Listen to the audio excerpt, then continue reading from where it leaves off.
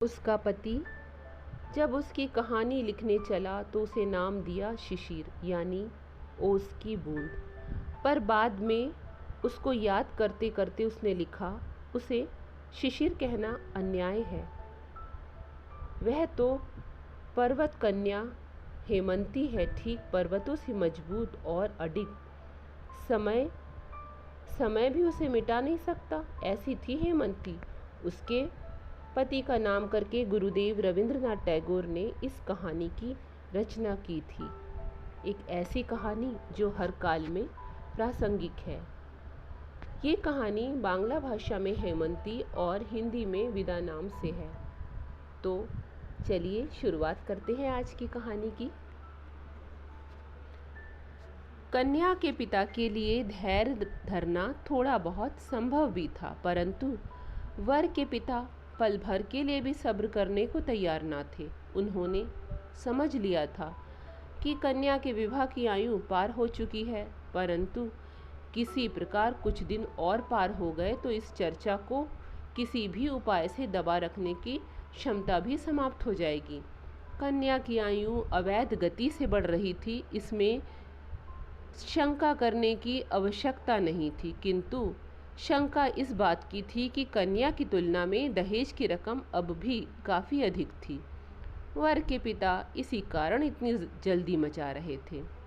मैं ठहरा वर, अपितु विवाह के विषय में मेरी राय से अवगत होना नितांत व्यर्थ समझा गया। अपनी कर्तव्यपरायणता में मैंने भी किसी प्रकार की न्यूनता नहीं आने दी। यानी FA पास करके छात्रवृत्ति का अधिकारी बन बैठा। परिणाम यह निकला कि मेरे संबंध में दोनों ही पक्ष, कन्या पक्ष और वर पक्ष, बार बार बेचैन होने लगे। हमारी जन्मभूमि में जो पुरुष एक बार विवाह कर लेता है, उसके मन में दूसरी बार विवाह करके रचनात्मक कार्यों में कोई जिज्ञासा या उद्वेग नहीं होता है। एक बार नारी का अभाव अगर जीवन में घटित हुआ तो फिर सबसे पहला प्रयत्न उस अभाव को पूर्ण करने के लिए किया जाता है, और ऐसा करते हुए इस बार उसका मन दुविधा में नहीं रहता कि भावी पत्नी की आयु क्या है और कैसी है उसकी अवस्था। मैं देखता हूँ कि सारी दुविधा और दुश्चिंता का ठेका आजकल के लड़कों के ही नाम छूटा है। लड़कों की ओर से बारंबार विवाह का प्रस्ताव होने पर उनके पिता पक्ष के चांदी के समान श्वेत केश खिजाब की महिमा से बारंबार श्याम वर्ण को अपना लेते हैं, और लड़कों के श्याम केश मारे चिंता परेशानी के रात के कुछ ही घंटों में उठने लगते हैं। आप विश्वास कीजिए, मेरे मन में ऐसा कोई विषय या उद्वेग का श्री गणेश नहीं हुआ, अपितु विवाह के प्रस्ताव से मन मयूर बसंत की दक्षिण पवन की शीतलता में नृत्य कर उठा। कौतूहल से उलझी हुई कल्पना की नई आई हुई कोंपलों के बीच मानो गुपचुप कानाफूसी होने लगी। जिस विद्यार्थी को एडमंड वर्क की फ्रांसीसी क्रांति की घोर टीकाओं के 5-7 पोथे जबानी घोटने हो, उसके मन में इस जाति के भावों का उठना निरर्थक ही समझा जाएगा। परंतु मैं यह क्या ले बैठा? क्या यह भी ऐसी कोई घटना है जिसे लेकर उपन्यास लिखने की योजना बना रहा हूँ? मेरी योजना इतनी शीघ्र आरंभ हो जाएगी इसकी मैंने कल्पना भी नहीं की थी। प्रबल आकांक्षा थी कि वेदना के जो कजरारे मेघ गत कई वर्षों से मन में छा रहे हैं, उन्हें किसी बैशाखी संध्या की तूफानी वर्षा के वेग द्वारा बिल्कुल ही निष्प्राण कर दूंगा। पर ना तो बच्चों की पाठ्य पुस्तक ही लिखी गई और न ही किसी काव्य की रचना हो सकी कि जिसके द्वारा मैं अपने हृदय के राज को बाहर प्रकट कर पाता। अतः देख रहा हूँ कि मेरे अंतर का सन्यासी आज अपने अट्टहास से अपना ही परिहास करने के लिए बैठा है। इसके अतिरिक्त वह करे भी तो क्या? उसके अश्रु शुष्क जो हो गए हैं। जिसके साथ विवाह हुआ था उसका वास्तविक नाम नहीं बताऊंगा, क्योंकि आज ब्रह्मांड के पुरातत्ववेत्ताओं में उसके ऐतिहासिक नाम के विषय में जो विशेष विवाद होने की शंका नहीं है। जिस ताम्रपत्र पर उसका नाम अंकित है, वह मेरा ही हृदय है। वह पट और पत्नी का नाम किसी युग में भी विलुप्त होगा, यह सोचना मेरी कल्पना से बाहर है।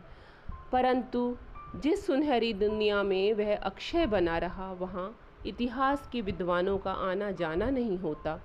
इस पर भी मेरे इस लेख में उसका कुछ न कुछ नाम तो चाहिए ही। अच्छा तो समझ लीजिए, शिशिर उसका नाम था, क्योंकि शिशिर अर्थात ओस में मुस्कान और रुदन दोनों घुल मिलकर एकाकार हो जाती है और भोर का संदेश प्रभाव बेला तक आते ही खत्म हो जाता है। शिशिर मुझसे केवल 2 ही वर्ष छोटी थी। मेरे पिता गौरीदान से विमुख हो, यह बात नहीं थी। उनके पिता कट्टर समाज विद्रोही थे नहीं। देश में प्रचलित किसी भी धर्म के प्रति उनमें श्रद्धा नहीं थी, ऐसा भी नहीं था। मेरे पिता उग्र भाव से समाज के अनुयायी थे, जिसे अंगीकार करते हुए किंचित मात्र भी अड़चन हो, ऐसी किसी भी वस्तु की हमारे समाज की विशाल ड्योढ़ी या अंतपुर में या पिछली राह पर झलक देख पाना संभव न था। मेरे पितामह और पिताजी विभिन्न रूप क्रांति की 2 विभिन्न मूर्तियाँ थी, कोई भी सरल स्वभाव का नहीं। फिर भी बड़ी आयु वाली कन्या के साथ मेरा विवाह करना पिता ने इसीलिए स्वीकार कर लिया कि उसकी इस बड़ी सी आयु की दोनों मुट्ठियों में दहेज की रकम भी बहुत बड़ी थी। शिशिर मेरे ससुर की एकमात्र कन्या थी। पिताजी को पूर्ण विश्वास था कि कन्या के पिता का सारा धन भावी दामाद को ही मिलने वाला है। मेरे ससुर को किसी मतांतर का झमेला नहीं था। पश्चिम की किसी पहाड़ी रियासत के नरेश के यहाँ किसी उच्च पद पर थे। शिशिर जब गोद में ही थी तभी उसकी माँ के प्यार का आंचल उस पर से उठ गया था। इस बात की और उसके पिता का ध्यान भी नहीं गया कि पुत्री प्रतिवर्ष 1-1 वर्ष करके बड़ी होती जा रही है। वहाँ उनके समाज का कोई ऐसा ठेकेदार भी नहीं था जो उनके नेत्रों में उंगली डालकर इस सच्चाई को उनके हृदय में बिठा देता। शिशिर ने यथा समय उम्र के 16 वर्ष पार किए, किंतु वे स्वाभाविक 16 वर्ष के थे, सामाजिक नहीं। किसी ने उसे यौवन के प्रति सचेत होने का परामर्श नहीं दिया और ना ही उसने स्वयं उस ओर देखा। मैंने 19वें वर्ष में कॉलेज के 3य वर्ष में पग रखा। ठीक तभी मेरा विवाह हो गया। समाज या समाज के ठेकेदार के मत से वह आयु विवाह की उपयुक्त है या नहीं, इस विषय में दोनों पक्ष लड़भिड़ कर चाहे खून खराबा कर बैठे, किंतु मैं तो निवेदन के साथ यही कहना चाहता हूँ कि परीक्षा पास करने के हेतु यह आयु जिस प्रकार ठीक है, विवाह करने के लिए भी उससे किसी प्रकार कम नहीं। विवाह का सूत्रपात एक चित्र के द्वारा हुआ था। उस दिन मैं पढ़ाई लिखाई में सिर गड़ाए बैठा था कि मेरे साथ हंसी मजाक का संबंध रखने वाली किसी आत्मीया ने मेरे सम्मुख टेबल पर शिशिर का चित्र ला कर रख दिया और कुछ पल शांति के साथ बिताकर बोली, लो अब झूठ मूठ की पढ़ाई को बंद करके सचमुच की पढ़ाई करो, एकदम जी तोड़कर परिश्रम में लगाने वाली पढ़ाई। चित्र किसी अनाड़ी चित्रकार द्वारा खींचा गया था। कन्या के माँ नहीं थीं, अतः उसके लंबे श्याम केशों को बांध संवार कर जूड़े में जरी गूंथकर कलकत्ते की प्रसिद्ध शाह या मालिक कंपनी की भद्दी तंग जैकेट पहनाकर दूसरे पक्ष के नेत्रों में धूल झोंकने का बरबस प्रयत्न नहीं किया गया था। केवल एक सरल भरा हुआ चेहरा था, मृगी सी 2 आँखें और सीधी साधी एक साड़ी। तब भी पता नहीं क्यों कोई अपूर्व महिमा सौंदर्य उसे घेरे हुए था। किसी भी एक चौकोर चौकी पर वह बैठी हुई थी। पीछे आवरण के स्थान पर एक धारीदार शतरंजी झूल रही थी। पास में थोड़ी ऊंचाई पर तिपाई पर फूलदानी में फूलों के सुंदर गुलदस्ते दिख रहे थे। ईरानी कालीन पर साड़ी की तिरछी किनारी के किंचित अनाबद्ध 2 कोमल खाली पैर, चित्र की उस रूप सुधा को जैसे ही मेरे मन के जादू का स्पर्श मिला कि वह मेरे अंतरतम में जाग उठी। वे दोनों कजरारी आंखें मेरे सारे चिंतन को चीरकर मुझ पर जाने कैसे अनोखे भाव से आकर स्थिर हो गई और उस तिरछे किनार के निम्न भाग के दोनों अनावृत पगों ने मेरे अंतर पर्यासन पर बरबस अपना घर बना लिया। पत्रे की तिथियां आई गई हो गईं, विवाह के 2-3 लग्न भी बीत गए, किंतु मेरे ससुर को छुट्टी मिलने का नाम भी नहीं। इधर कुछ मास से मेरे देखते देखते एक अकाल मेरी इतनी बड़ी अविवाहित उम्र को फिजूल ही 19वें वर्ष की ओर धकेलने का प्रयास कर रहा था। ससुर और उनके अधिकारियों पर मुझे खीज होने लगी। विवाह का दिन ठीक अकाल की पूर्व लग्न पर ही आकर पड़ा। उस दिन की शहनाई की हर तान आज मुझे स्मरण हो रही है। उस दिन के प्रति मुहूर्त को मैंने चेतनता के साथ स्पर्श किया था। मेरी यह 19 वर्ष की आयु मेरे जीवन में सदैव रहे, मैं उसे कदापि नहीं भुला सकूंगा। विवाह मंडप में चहुं और कोलाहल सा फैला हुआ था। उसी के बीच कन्या का कोमल हाथ मैंने अपने हाथों में पाया। मुझे स्पष्ट तरीके से याद है कि यही मेरे जीवन की एक परम आश्चर्यजनक घटना है। मेरे मन ने बारंबार यही कहा, इसे मैंने पाया है, हासिल किया है, किंतु किसे? यह तो दुर्लभ है, यह नारी है, इसके रहस्य का क्या कभी और छोर पाया जा सकता है? मेरे ससुर का नाम गौरी शंकर था। जिस हिमाचल पर वे उच्च पदाधिकारी थे, उसी हिमाचल के मानो वे मोती थे। उनकी गंभीरता के शिखर पर क्षेत्र में कोई प्रशांत स्वच्छ हंसी उज्जवल होकर छाई हुई थी। उनके हृदय के स्नेह स्रोत का संधान जिसने भी एक बार लिया, उसने फिर कभी उनसे संबंध विच्छेद करने की चेष्टा नहीं की। काम पर लौटने से पूर्व उन्होंने मुझे बुलाकर कहा, बेटा, अपनी बच्ची को 17 वर्ष से जानता हूँ और तुम्हें अभी कुछ दिनों से इस पर भी सौंपा तुम्हारे ही हाथों में है। जो निधि आज तुम्हें मिली है, किसी दिन उसका मूल्य भी परख सको, इससे बढ़कर आशीर्वाद मेरे पास नहीं। मेरे माता पिता ने उन्हें बारंबार आशा भरे शब्दों में कहा, समधी जी, कुछ चिंता न करिए, आपकी पुत्री जैसे पिता को छोड़कर आई है, वैसे ही यहाँ माता पिता दोनों पाए, ऐसा ही समझिए। शिशिर से विदा होते समय वे हंसकर बोले, बिटिया, चल दिया, इस बूढ़े पिता को छोड़ तेरा कौन अपना रहा है। आज से यदि इसका कुछ भी गुम हो जाए तो इसके लिए मुझे जिम्मेवार ना ठहराना। शिशिर ने उत्तर दिया, क्यों नहीं, यदि कभी इतनी सी चीज़ भी गुम हो गई तो आपको सारी हानि भरनी पड़ेगी। अंत में घर रहते हुए जिन विषयों पर बहुधा ही झंझट खड़े हो जाते थे, उनसे उसने पिता को बार बार सचेत कर दिया। भोजन के विषय में अनियम का उन्हें खासा अभ्यास था। कुछ विशेष प्रकार के अपथ्य भोजन पर उनकी विशेष रुचि थी।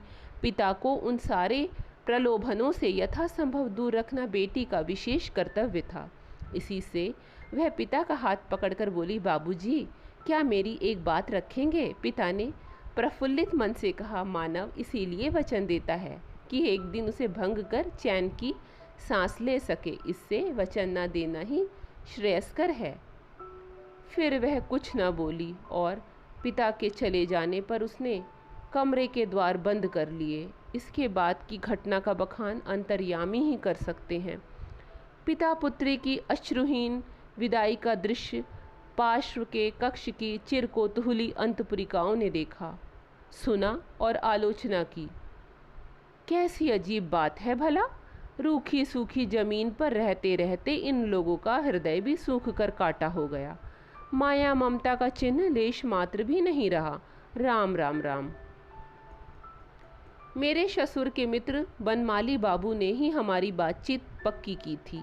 वे हम लोगों के परिवार से भली भांति परिचित थे।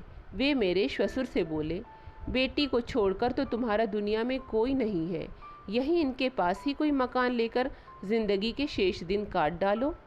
उत्तर मिला, जब दान दिया है तो निःशेष करके ही दे डाला है। फिर लौट लौट कर निहारने से उसकी पीड़ा बढ़ेगी। जिस अधिकार को एक बार त्याग चुका, उसे बार बार बनाए रखने के प्रयत्न से बढ़कर विडंबना और क्या होगी। अंत में मुझे एकांत में ले जाकर किसी अपराधी की तरह सकुचाते हुए बोले, बिटिया को पुस्तक पढ़ने का बड़ा चाव है और लोगों को खिलाना पिलाना उसे बहुत अच्छा लगता है। यदि बीच बीच में तुम्हें रुपए पैसे भेज दिया करूं, इससे वे नाराज़ तो नहीं होंगे? सुनकर मुझे तनिक आश्चर्य हुआ, कारण जीवन में कभी किसी भी और से धनराशि मिलने पर पिताजी नाराज़ हुए हों, उनका ऐसा बिगड़ा मिजाज तो मैंने कभी नहीं देखा। जो हो, मेरे ससुर मानो मुझे घूस दे रहे हों। कुछ ऐसे ही भाव से मेरे हाथों में 100 रुपये का एक नोट थमाकर वे वहाँ से चटपट चल दिए। मैंने देखा, इस बार जेब से रुमाल निकालने की बारी आ गई। स्तब्ध होकर मैं विचारों में खो गया। मैंने अनुभव किया कि ये लोग बिल्कुल ही अन्य जाति के मानव हैं। अपने सहपाठियों में कितनों ही को तो विवाह करते हुए देखा है। विवाह मंत्रों के उच्चारण के साथ ही साथ स्त्री को एक बारगी कंठ के निम्न भागों में उतार लेते हैं। हजम करने के यंत्र तक पहुंचने पर थोड़ी देर बाद वह पदार्थ अपने गुणों एवं अवगुणों का हल कर सकता है और इसके फलस्वरूप हृदय के भीतर चिंता बनकर हलचल भी आरंभ हो सकती है।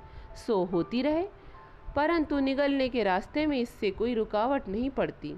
किंतु मैंने विवाह मंडप में ही समझ लिया था कि पाणी ग्रहण के मंत्र द्वारा जिसे प्राप्त किया जाता है, उससे घर गृहस्थी तो भली भांति चल जाती है, परंतु उसके हृदय को पूर्ण रूपेण पाना 15 आना बाकी रह जाता है। मुझे संदेह है कि विश्व के अधिकांश पुरुष पत्नी को ठीक ठाक पाते हैं या उनको समझते हैं।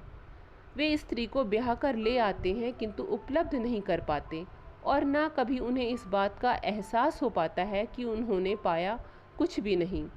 उनकी पत्नियां भी मृत्यु काल तक इस कटु सत्य से अवगत नहीं हो पाती। लेकिन मैंने ऐसा अनुभव किया कि वह मेरी साधना की निधि है। वह अचल संपत्ति नहीं, संपदा है, अगाध रत्न राशि है। शिशिर नहीं, इस नाम से काम नहीं चलेगा। एक तो यह है कि वह इसका वास्तविक नाम नहीं और ना ही यह इसका यथार्थ परिचय है। वह तो दिवाकर की तप्त रश्मि है, क्षयकालीन उषा की विदा बेला के अश्रुओं का बिंदु नहीं। नाम को गोपनीय रखकर ही आखिर क्या होगा? उसका वास्तविक नाम था हेमंती। मैंने देखा 17 वर्ष की सुंदरी पर यौवन का पूरा आलोक बिखरा हुआ है। तब भी इस अवस्था की गोद में भी उसे चेतनता नहीं मिली है। हिम आच्छादित शिखर पर भोर का उजाला तो झलक उठा है, किंतु हिम अभी तक गल नहीं पाया है। कैसी निष्कलंक शुभ्र है वह, कैसी पवित्रता की प्रतिमा! यह मैं ही जानता हूँ। मेरे मन में बराबर यह शंका बनी रहती थी, इतनी बड़ी शिक्षित लड़की का मन पता नहीं क्यों कर पा सकूँगा। किंतु कुछ ही दिवसों के उपरांत मैंने जान लिया कि उसकी मन की राह और शिक्षा की राह आपस में कहीं कटी ही नहीं है। कब उसके सरल शुभ्र मन पर हल्की सी रंगीनी छा गई, नेत्र अलस तंद्रा में झूम उठे और देह मन मानो उत्सुक हो उठे, सो निश्चिंतता के साथ कह देना मेरे लिए कठिन ही नहीं, असंभव है। यह तो हुई एक पक्ष की बात, लेकिन अब दूसरा पक्ष भी है। वह और उसके विषय में पूर्ण रूप से कहने का समय अब आ पहुंचा है। मेरे ससुर राज दरबार में उच्च पदाधिकारी थे, इसीलिए उनकी कितनी धनराशि बैंक के खातों में है, इस संबंध में जनश्रुति ने बहुत तरह के अनुमान बिठाए थे। इनमें से किसी भी अनुमान की संख्या लाख के आंकड़ों से नीचे नहीं पड़ती थी। फलस्वरूप एक और पिता के प्रति सम्मान बढ़ता गया, तो दूसरी ओर इकलौती बेटी की ओर स्नेह। हमारी घर गृहस्थी का काम धंधा और तौर तरीका जानने के लिए हेम खूब उत्सुकता दिखला रही थी, किंतु माँ ने उसे अगाध स्नेह दिखाने के अभिप्राय से किसी काम में हाथ नहीं लगाने दिया। यहाँ तक कि मायके से हेम के साथ जो पहाड़ीन मेहरी आई थी उसे उन्होंने वास्तव में अपने कक्ष में नहीं घुसने दिया। फिर भी उसकी जाति पाति के बारे में किसी प्रकार का अपवाद नहीं किया। वे डरती थीं कि विशेष छानबीन करने पर कहीं कोई अरुचिकर सत्य ना सुनना पड़े। दिन इसी तरह कट जाते, लेकिन एक दिन पिताजी का मुंह घोर गंभीर दिखाई दिया।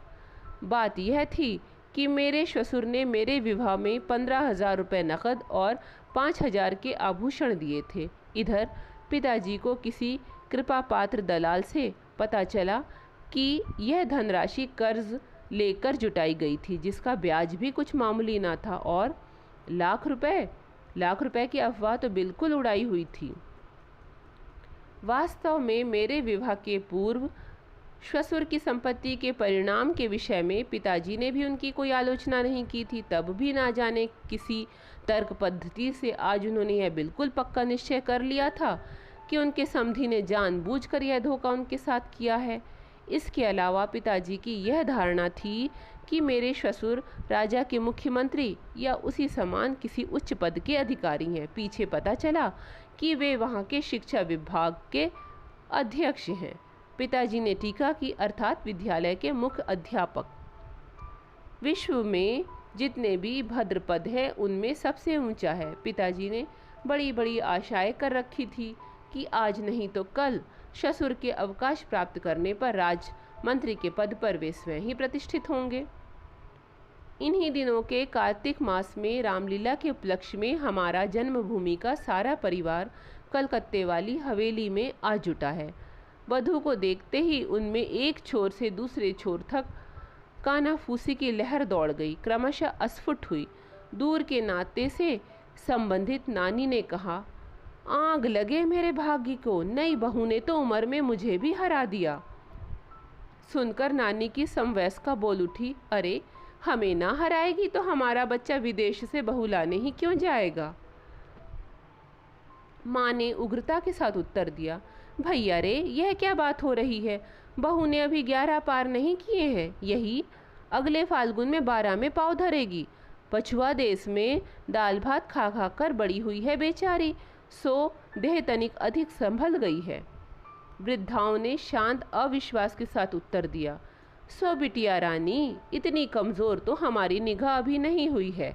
हमारे ख्याल में तो लड़की वालों ने जरूर उम्र कुछ दबाकर बताई है। माँ ने कहा, हम लोगों ने तो जन्म पत्री देखी है। बात सच है, किंतु जन्म पत्री से ही तो प्रमाणित होता है कि बहू की उम्र 17 है। वृद्धाओं ने कहा, सो जन्म पत्री में क्या धोखाधड़ी नहीं चलती। इस बात पर घोर वाद विवाद छिड़ गया, यहाँ तक कि संघर्ष की नौबत आ गई। उसी क्षण वहाँ हेम आ पहुँची। उन दोनों वृद्धाओं में से एक ने पूछा उससे, बहू रानी तुम्हारी उम्र क्या है, बताओ तो भला। माँ ने आंखों से संकेत किया, परंतु हेम उनका मतलब नहीं समझी। बोली, 17। माँ तिलमिला उठी। उसने उसी अवस्था में कहा, तुम्हें मालूम नहीं है। हेम विरोध का प्रदर्शन करती हुई बोली, मुझे ठीक मालूम है, मेरी उम्र 17 है। वृद्धाओं ने गुपचुप एक दूसरे के हाथ दबाए। बहू की मूर्खता पर खींचकर माँ बोली, तुम्हें तो सब मालूम है, लेकिन तुम्हारे बाबूजी ने हमसे खुद कहा है तुम्हारी उम्र 11 है। सुनकर हेम चौंक उठी, बोली, बाबूजी ने? कभी नहीं। माँ ने कहा, तुमने तो चकित कर दिया है, समधी जी स्वयं मेरे सामने कह गए थे, और बिटिया कहती है कभी नहीं। यह कहकर माँ ने आँख से फिर संकेत किया। अब की बार हेम संकेत समझ गई, लेकिन उसने कंठ को और भी मजबूत करके कहा, बाबूजी ऐसी बात कभी नहीं कह सकते। माँ ने स्वर को धीमा करके कहा, तू क्या मुझे झूठा ठहराना चाहती है?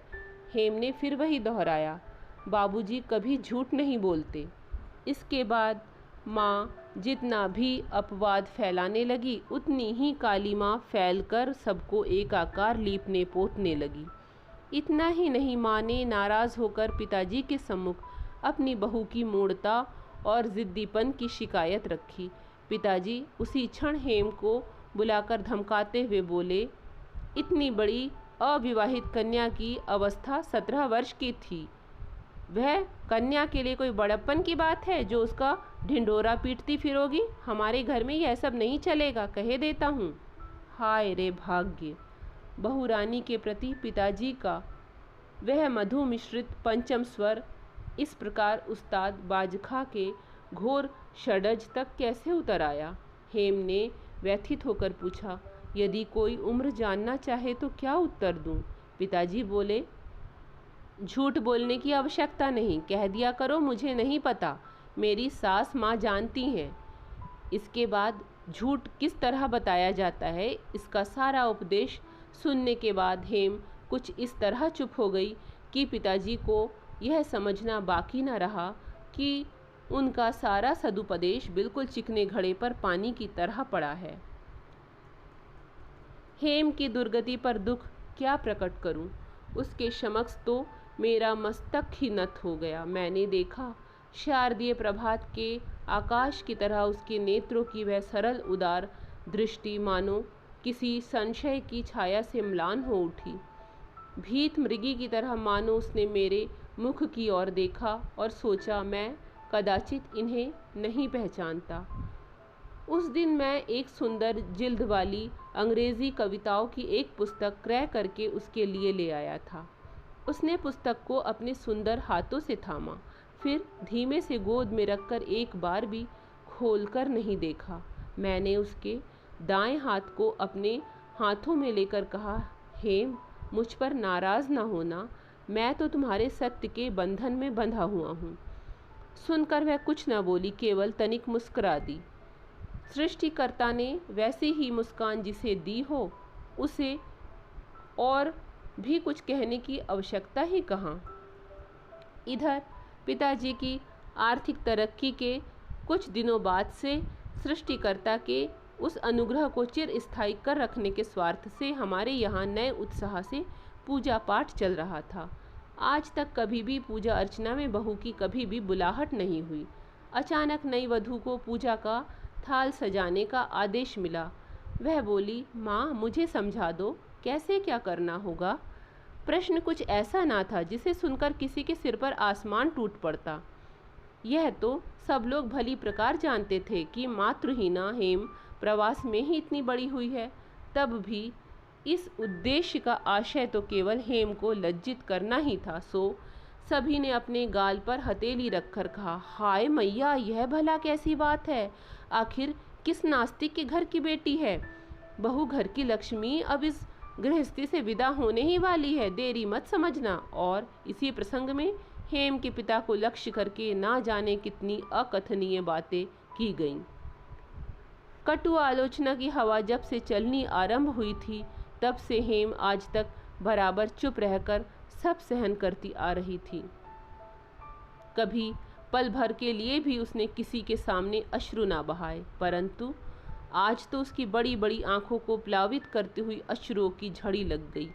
वह खड़ी होकर बोल उठी, आपको मालूम है, वहाँ मेरे बाबूजी को सब लोग ऋषि कहते हैं, ऋषि मानते हैं। सुनकर उपस्थित लोगों ने पेट भर कर दिल के गुबार निकाले। इस घटना के उपरांत जब कभी उसके पिता का उल्लेख करना होता तो सब लोग यही कहते, तुम्हारे ऋषि बाबूजी। इस बहू का सबसे मर्म का स्थान कौन सा है, इसे हमारे यहाँ सबने अच्छी तरह समझ लिया था। वास्तव में मेरे ससुर ब्राह्मण थे और बहुत करके नास्तिक भी नहीं थे। पूजा अर्चना की बात कभी उनके ध्यान में ही नहीं आई। बेटी को उन्होंने शिक्षित बनाने का प्रयत्न अवश्य किया था, कितने ही उपदेश भी दिए थे, किंतु सृष्टिकर्ता के संबंध में कोई उपदेश नहीं दिया था। इसी बारे में पूछने पर उन्होंने इतना ही कहा, जिस विषय को मैं स्वयं नहीं जानता उसे सिखलाना केवल कपट ही होगा। ससुराल में हेम की एक सचमुच की भक्तिन थी, मेरी छोटी भगिनी नारायणी। वह अपनी भाभी को बहुत स्नेह करती थी। उसके लिए उस बेचारी को काफ़ी प्रताड़ना सहनी पड़ती थी। घर में हेम के अपमान की कहानी मुझे उसी से सुनने को मिलती थी। हेम के मुंह से कभी किसी दिन भी सुनने को नहीं मिला। लज्जा का आवरण उसके अपने लिए नहीं था, अपितु मेरे लिए ही था। बाबूजी के पास से वह जो पाती वह मुझे पढ़ने के लिए दे देती थी। ये पत्र छोटे होने पर भी रस से भरपूर होते थे। वह स्वयं भी उनको जब कभी पत्र लिखती तो मुझे अवश्य दिखा देती। बाबूजी के साथ उसका जो नाता था उसमें अपने साथ मुझे भी बराबर का भागीदार बनाए बिना उसका दाम्पत्य पूर्ण जो नहीं हो पाता। उसके इन पत्रों में ससुराल के संबंध में किसी प्रकार की शिकायत का आभास मात्र भी नहीं। यदि होता, भावी आशंका की संभावना थी, कारण नारायणी से मैंने सुन लिया था कि जांच के लिए बीच में उसके पत्र गोपनीय रीति से खोल लिए जाते हैं।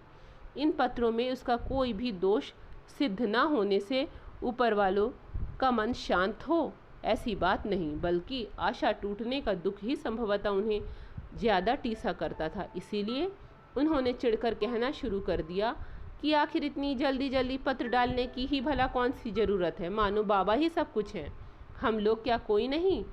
और इसी प्रकार की अनेक अरुचिकर बातों का तांता शुरू हो गया। मैंने क्षुब्ध होकर हेम से कहा, तुम बाबूजी को पत्र लिखती हो, वह किसी और को ना देकर मुझे ही दे दिया करो, कॉलेज जाते समय राह में छोड़ दिया करूँगा। चकित होकर हेम ने कहा, क्यों? मैंने संकोचवश कोई उत्तर नहीं दिया, किंतु हवेली में सबने कहना आरंभ कर दिया कि अब लड़के के सिर चढ़ना शुरू हुआ है, बीए की उपाधि अब ताक पर धारी रह जाएगी। आखिर उस बेचारे का भला दोष ही क्या है? सो तो है ही, दोष किसी का है तो वह बेचारी हेम का। उसकी उम्र 17 वर्ष की है, वह उसका पहला दोष है। सृष्टिकर्ता का विधान ही ऐसा है। यह भी हेम का तीसरा दोष है। इसीलिए तो मेरे हृदय के अणु अणु में समस्त आकाश इस तरह की बांसुरी की तान साधे हुए है। बीए की उपाधि को निर्विकार भाव से मैं चूल्हे में फूंक सकता था, किंतु हेम के कल्याण के लिए मैंने प्रण किया कि मैं अवश्य उत्तीर्ण होऊंगा और अच्छे अंकों से। 2 कारणों से मुझे अपने प्रण को पूरा कर पाने का भरोसा था। एक तो हेम के अगाध स्नेह में ऐसा आकाशव्यापी विस्तार था कि वह मन को संकीर्ण आसक्ति में फंसा कर नहीं रखती। इस स्नेह के आसपास कोई खूब ही स्वास्थ्यवर्धक वायु बहा करती थी। दूसरे, परीक्षा की पुस्तकें कुछ ऐसी थी जिन्हें हेम के साथ साथ पढ़ना असंभव ना था। सो मैं कमर कसकर परीक्षा पास करने के उद्योग में जुट गया। एक दिन रविवार की दोपहरिया में बाहर के कमरे में बैठा हुआ मैं मार्टिन की आचार शास्त्रावली पुस्तक की खास पंक्तियों के मध्य के पथ को चीरते हुए लाल पेंसिल की हल चलाए जा रहा था कि अचानक सामने की ओर मेरी दृष्टि जा पहुंची। कमरे के सामने आंगन के उत्तर की ओर अंतपुर को जाने के लिए एक जीना था। इसी बंद जीने में बाहर की तरफ सींकचेदार खिड़कियां थी। मैंने देखा कि हेम उन्हीं में से किसी एक खिड़की के पास पश्चिम की ओर निहारती हुई चुपचाप बैठी है।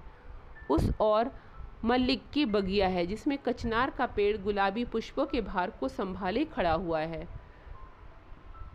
इस भाषाहीन गहरी वेदना के रूप को आज तक इतने सुस्पष्ट भाव से मैंने नहीं देखा था। खास कुछ भी नहीं। अपने कमरे में से मैं किंचित पीछे की ओर दीवार के सहारे टिके उसके सिर के भंगी भाव को भली भांति देख पा रहा था। मेरा अपना जीवन इस तरह लबालब भर गया था कि किसी प्रकार की भी शून्यता मैंने आज तक देखी ही नहीं थी। आज अकस्मात अपने बिल्कुल ही पास में मैंने किसी बहुत निराशा का घना गाढ़ा देखा था। इस तलहीन गर्त को मैं क्यों कर कैसे पूरा कर सकूंगा? मुझे तो जीवन में कुछ भी छोड़ना नहीं पड़ा, ना घर, ना द्वार और ना आज तक किसी प्रकार का अभ्यास ही। लेकिन हेम को तो सभी कुछ छोड़कर और दूर चलकर मेरे पास आना पड़ा। इसका परिणाम कितना अधिक है सो मैंने भली बाती सोचा भी नहीं। हमारे घर में अपमान के कांटों की सेज पर वह बैठी है। उसको हमने आपस में विभक्त कर लिया है। उस वेदना के आसव को हम दोनों ने एक साथ ही पिया था, इसलिए हम दोनों एक दूसरे के निकट थे। परंतु हिमाचल में पली हुई यह गिरी नंदिनी 17 वर्ष की लंबी अवधि तक अपने वाह्य और अंत जीवन में कैसी विशाल युक्ति के साथ पली थी, कैसे कठोर सत्य और उदार आलोक में उसकी छवि एवं प्रकृति इस प्रकार स्वच्छ और सबल हो चुकी है, उस सारे वैभव से आज हेम का नाता किस प्रकार निष्ठुरता के साथ तोड़ दिया गया है, इस बात का आज से पूर्व मैंने कभी अनुभव ही नहीं किया। कारण उस स्थान पर हेम के साथ मेरा आसन बराबरी का ना था। वह तो अंदर ही अंदर तिल तिल करके मृतप्राय सी होती जा रही थी। उसे मैं सब दे सकता था, किंतु मुक्ति नहीं। मुक्ति मेरे अंतर में कहाँ है? इसी हेतु कलकत्ता की इस संकरी गली में खिड़की के सींकचों के भीतर से मूक आकाश के साथ उसके मूक मन की बातचीत हुआ करती। किसी दिन रात को उठकर मैंने देखा वह बिछौने पर नहीं है। हाथों पर सिर को थामकर तारों से भरपूर आकाश की ओर मुंह उठाए वह छत पर लेटी है। मॉर्टिन का चरित्रता का बखान वहाँ पड़ा रह गया। मैं सोचने लगा कि मेरा कर्तव्य क्या है। बाल्यकाल से ही पिताजी के साथ मेरे संबंध में मेरे संकोच की सीमा ना थी। समक्ष होकर कभी उनसे किसी वस्तु के लिए प्रार्थना करने की ना तो मेरी आदत ही थी और ना साहस ही। किंतु आज मुझसे ना रहा गया। लाज और संकोच को ताक पर धरकर मैं उनसे कह ही बैठा, उसकी तबीयत आजकल कुछ अच्छी नहीं है, सो एक बार बाबूजी के यहाँ भेज देना ही अच्छा होगा। सुनकर पिताजी चकित रह गए। उनके मन में इस बात का तनिक भी संदेह ना रहा कि हेम ने ही मुझ में इस अभूतपूर्व साहस का बीजारोपण किया है और अच्छी प्रकार से सिखा पढ़ा कर यहाँ भेजा है। वे तत्काल ही उठकर अंतपुर में गए और हेम से पूछा, बहू तुम्हें क्या नई बीमारी है, बताना तो भला। हेम ने सिर झुकाकर उत्तर दिया, कहाँ, बीमारी तो कुछ भी नहीं है। पिता ने सोचा उत्तर तेज दिखाने के लिए है, किंतु हेम जो प्रतिदिन सूखती जा रही थी सो नित्य प्रति देखते रहने के कारण हम लोग समझ नहीं पाते थे। एक दिन बनमाली बाबू ने उसे देखा तो चौंक पड़े। वे बोले, ए यह क्या, तेरा मुख ऐसा कैसे हो गया है हेम, बीमार तो नहीं हो? हेम ने कहा, नहीं, परंतु इस घटना के 10 दिन बाद ही अकस्मात मेरे ससुर आ पहुँचे। अवश्य ही बनमाली बाबू ने हेम की तबीयत की बात लिखी होगी। विवाह के उपरांत पिता से विदा लेते हुए हेम ने अपने अश्रु रोक लिए थे, किंतु आज जैसे ही उन्होंने उसकी ठोड़ी छूकर मुंह ऊपर को उठाया तो अश्रुओं का बांध टूट गया। उसकी भीगी पलकों ने सब कुछ बता दिया। वह बाबूजी को मुख से आधी बात भी ना कह सकी। वे इतना भी ना पूछ पाए कि तू कैसी है। बेटी की क्षीण गति, म्लान मुख और पलकों को देखते ही उनकी छाती टूक टूक हो गई। हेम बाबूजी का हाथ पकड़कर उन्हें शयन कक्ष में ले गई। कितनी बातें तो पूछने की हैं। बाबूजी की तबीयत भी तो ठीक नहीं दिखाई देती। हेम बाबूजी के साथ मायके जाने के लिए उद्यत हो गई। बनमाली बाबू ने भी समधी जी से इस बात का संकेत किया, लेकिन अंततः बात पिताजी की ही रही और उसके आगे हेम की आकांक्षा कुचल दी गई। बाप बेटी को विदा करने की बेला फिर एक बार आ पहुंची। बेटी ने नीरव और शुष्क मुस्कान को पीले मुख पर डालते हुए कहा, बाबूजी, यदि फिर कभी आपने मेरे लिए पागलों की भांति बेतहाशा दौड़ते हुए इस हवेली में कदम रखा तो मैं दरवाज़ा बंद कर लूँगी। पिताजी ने उसी मुद्रा में उत्तर दिया, बेटी, भाग्य में फिर आना लिखा हो तो साथ में सेंध लगाने के औजार भी लेता आऊँगा। इसके बाद हेम के मुख की वह मुस्कान फिर कभी देखने को नहीं मिली। फिर क्या हुआ सो मुझसे कहा नहीं जाएगा। सुनता हूँ माँ फिर उपयुक्त वधू की खोज में है। संभव है किसी दिन माँ के अनुरोध की अवहेलना मुझसे ना हो सके। यही मुमकिन है, क्योंकि खैर छोड़िए इन भेद भरी बातों को। ये थी आज की कहानी। अगर पसंद आई हो तो लाइक कर दीजिएगा, शेयर भी कर दीजिएगा। चैनल पर अगर नए हो तो सब्सक्राइब कर लीजिएगा। धन्यवाद।